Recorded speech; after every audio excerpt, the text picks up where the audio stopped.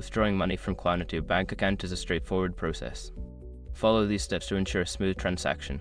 Step 1. Open the Klarna app. Launch the Klarna app on your mobile device. Make sure you are logged into your account to access your financial information. Step 2. Navigate to your balance. Once in the app, locate the section that displays your balance. This is typically found on the home screen or under your account settings. Step 3. Select Withdraw Funds. Look for the option to withdraw or transfer funds.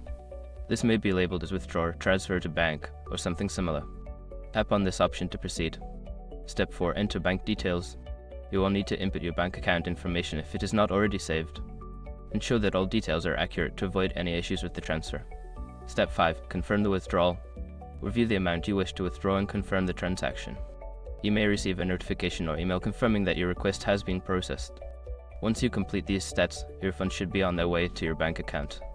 Always check your bank account to ensure the transfer has been completed successfully.